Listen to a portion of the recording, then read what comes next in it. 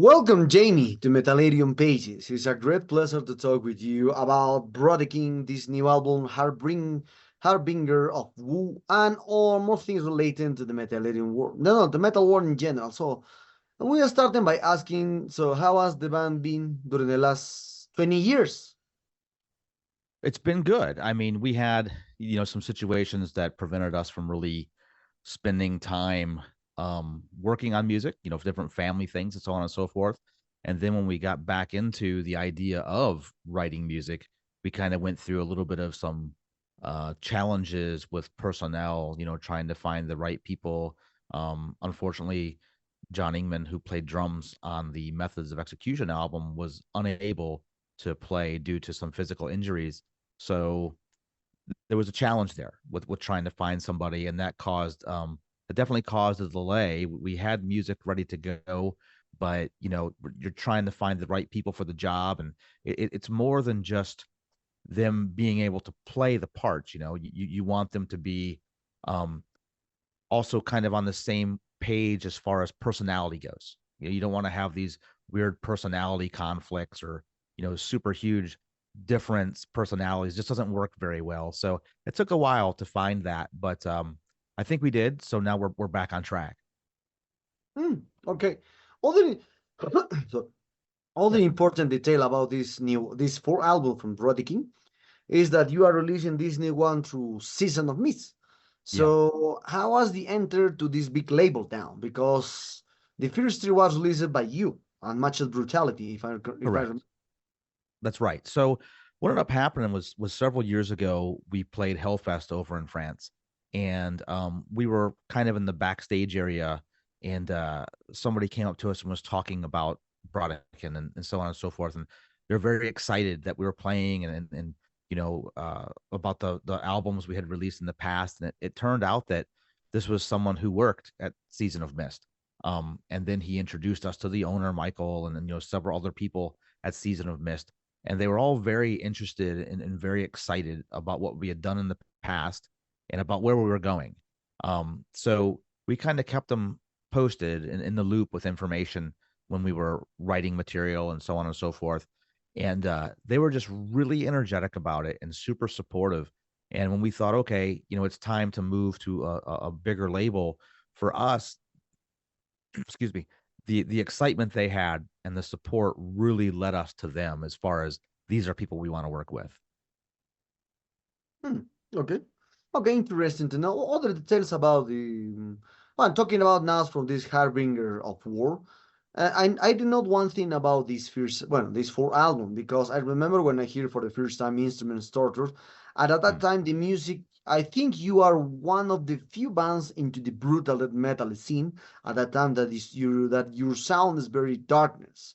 It's very mm, darkness, very obscurity in this case, and a lot of bands, especially Colombia, the brutal death yep, metal from Colombia is a great influence for you. They take your influence to do a new wave of the brutal death metal in Colombian right, sound.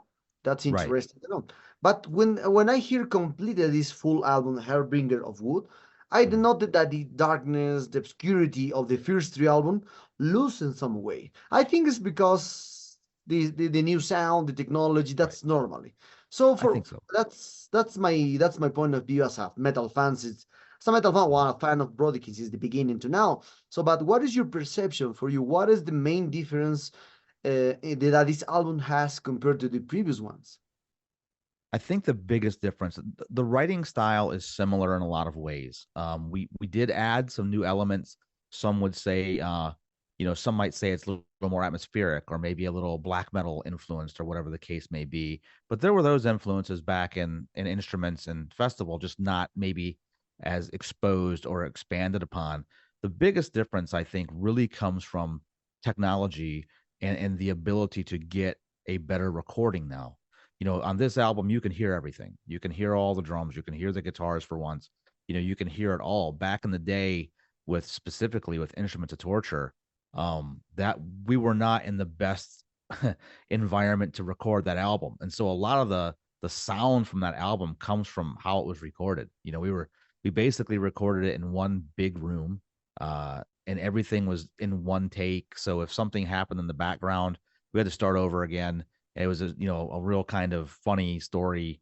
I don't know what song it was. I can't remember, but we were recording vocals for it on Instruments of Torture, and the guy who was recording it at his house, basically, his roommate went to the refrigerator to grab a beer, and you could hear it in the track. You could hear the door opening and the beer bottles clanging, and so you had to go back and do it. So I think the biggest thing is just the quality of the recording, and maybe that is kind of a turn off to some people because they're used to that more raw, gritty sound.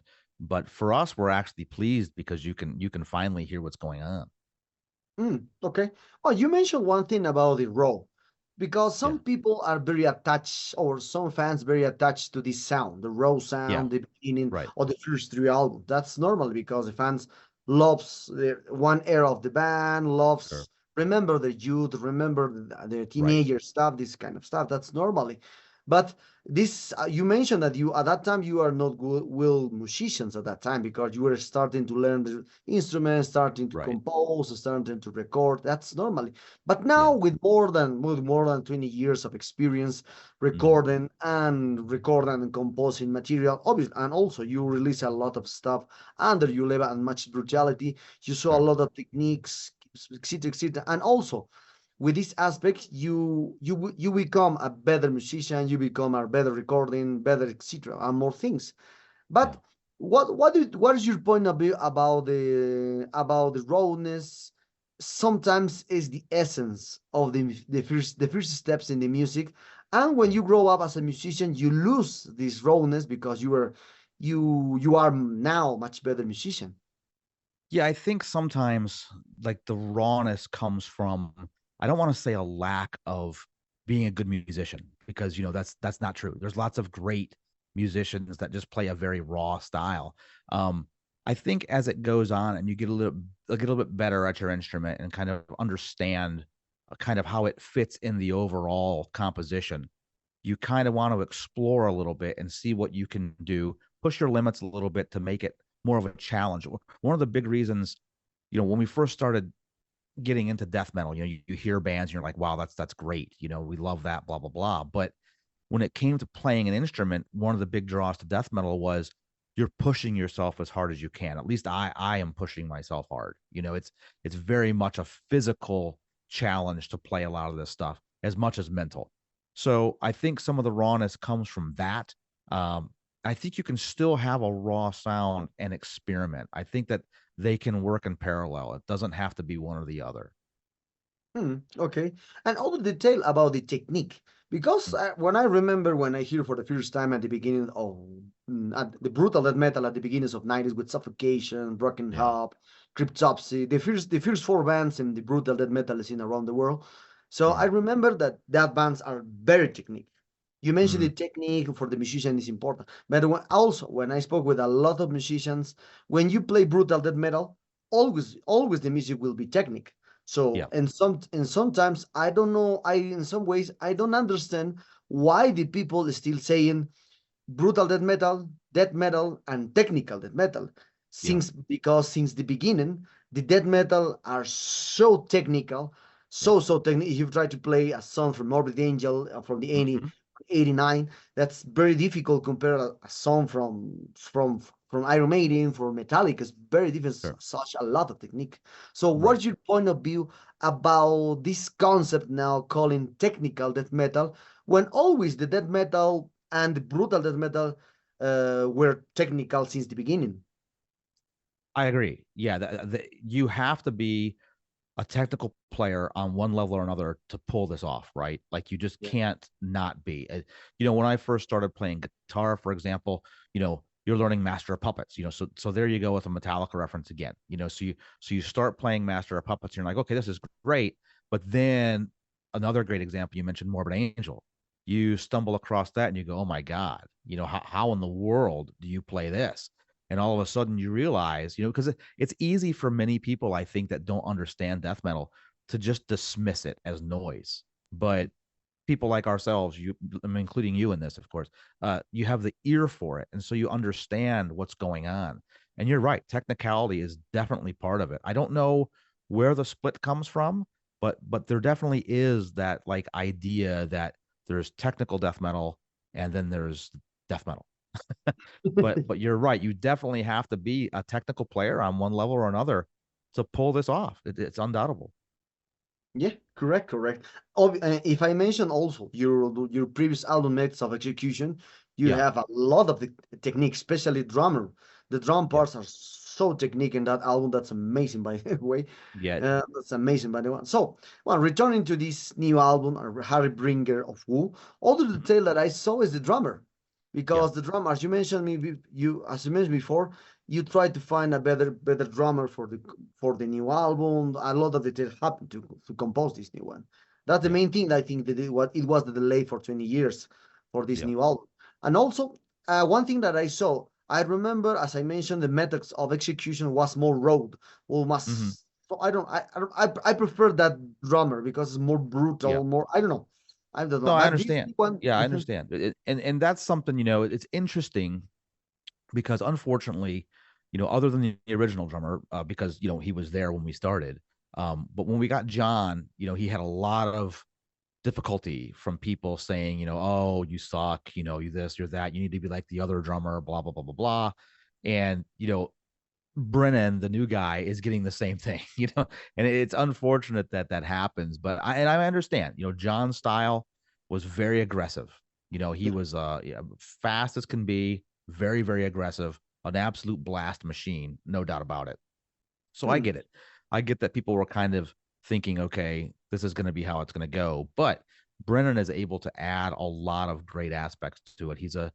He in many many ways. I know people don't see it because obviously they're not in the rehearsal space, but he really is such an incredible blend of Chad and John. You can really play on both sides of that. Um, he's done a fantastic job so far. I have zero complaints. Okay.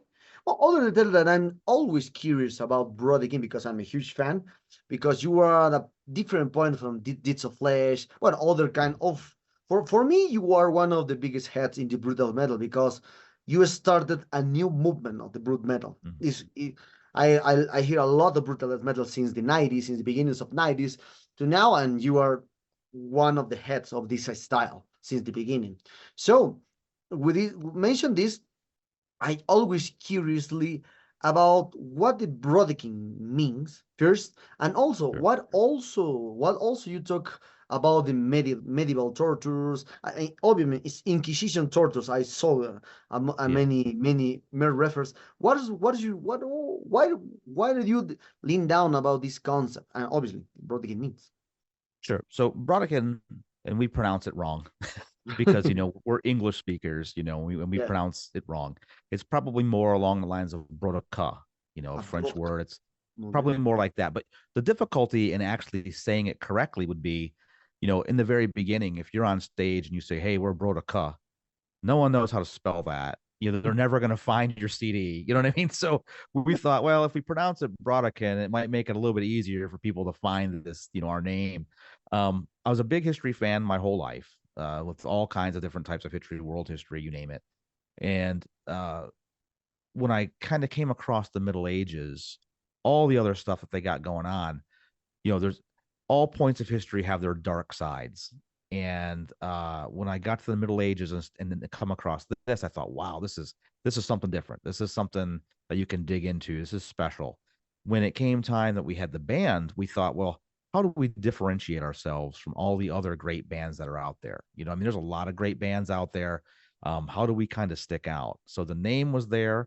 And then we thought, well, we'll just play on the history aspect because we can kind of tell a story and have fun with this, and maybe expose people to some things they'd never heard of before, and maybe show some artwork that they'd never seen before, stuff that's old that unless you lived in that specific region you would have never seen it. Some of these old woodcuts we use, the cover of Instrument to Torture, the best we know is it's from somewhere in Germany, so there's no artist that's even attributed to that. So unless you lived in that specific area, you would never see that piece of artwork. So we thought it was kind of cool to put that aspect on it. And the Brodequin itself, if you look in our Instruments of Torture album, the tray card, when you lift the CD up, That's the actual Brodequin right there. That's a guy with his legs are in basically a big box, and they're driving wedges down in between his leg and boards, and kind of shatters the bones. So it's not considered like an execution technique, but it would often result in death because of infection. Hmm.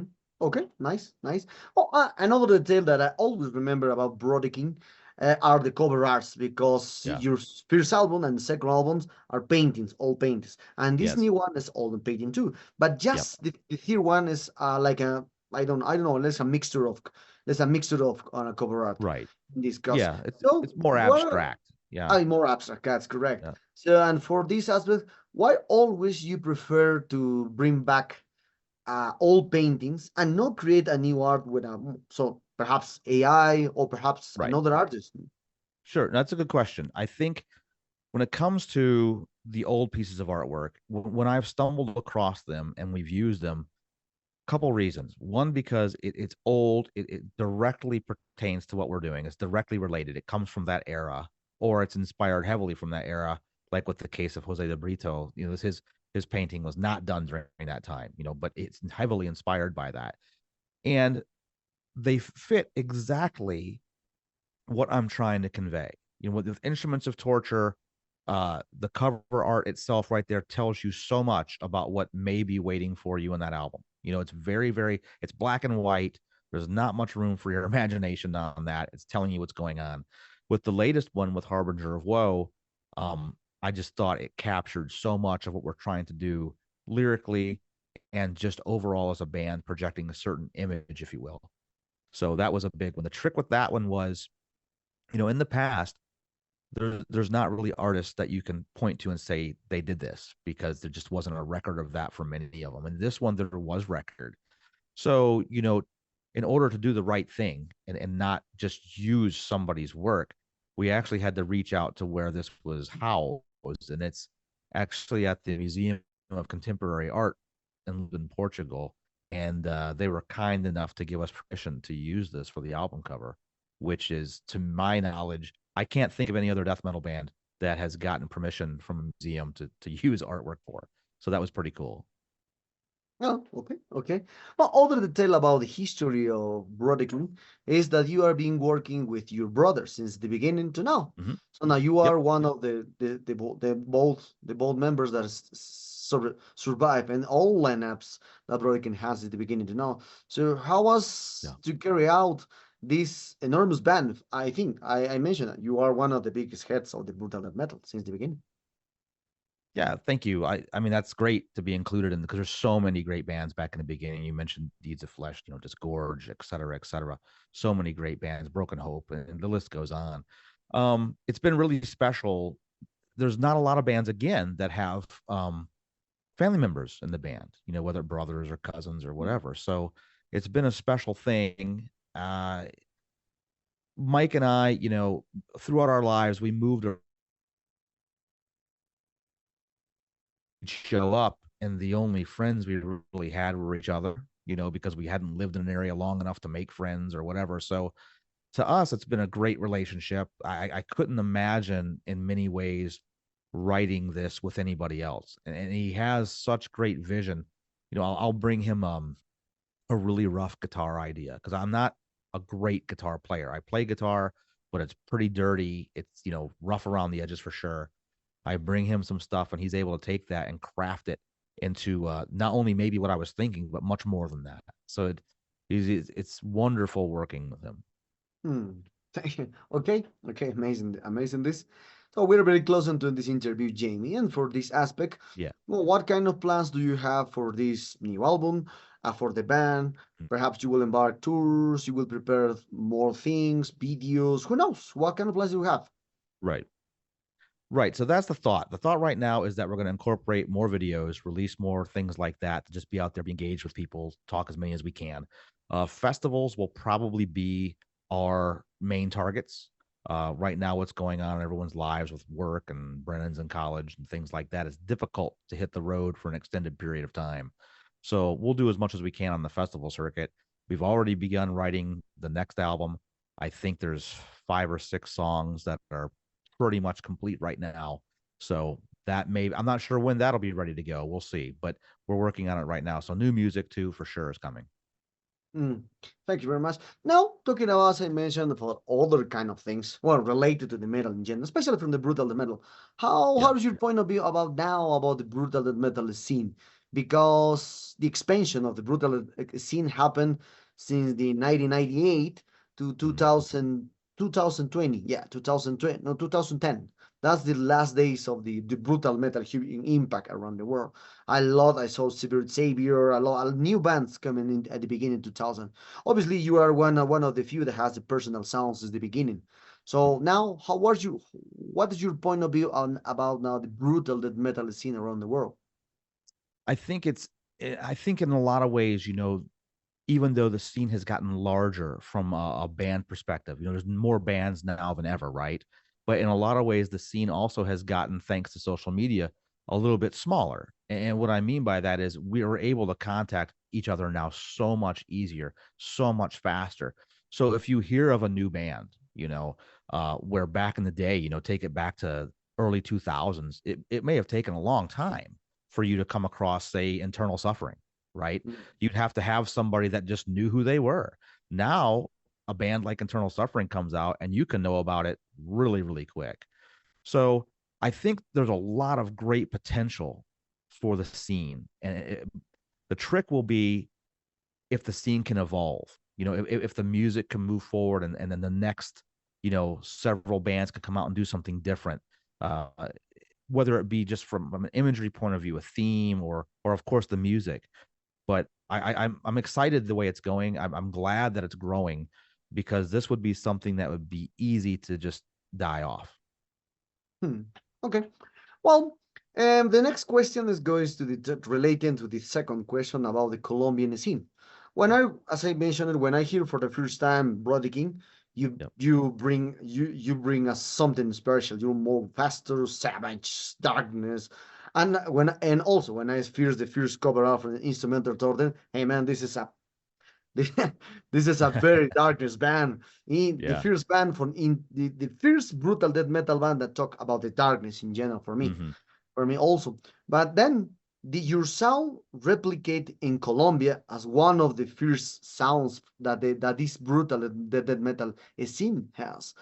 So I spoke with the men from people from the brutal death metal scene there, and all people there recognize that you're one of the biggest influence that the sound of Colombia, especially Hmm. Purulent, internal suffering now. Internal suffering is more Right. old than I think is the first brutal death metal band in Latin America in general.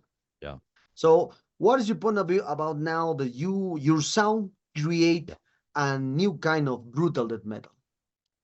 Hmm. Uh, I think it's incredible, really. You think about it like in this sense, you've got a couple of guys, my brother and myself, writing music, and you're like, this is cool, this is fun, and we're enjoying ourselves. We never thought for a second, well, really, you never really think for a second that many people outside of your immediate area will even hear your music, really.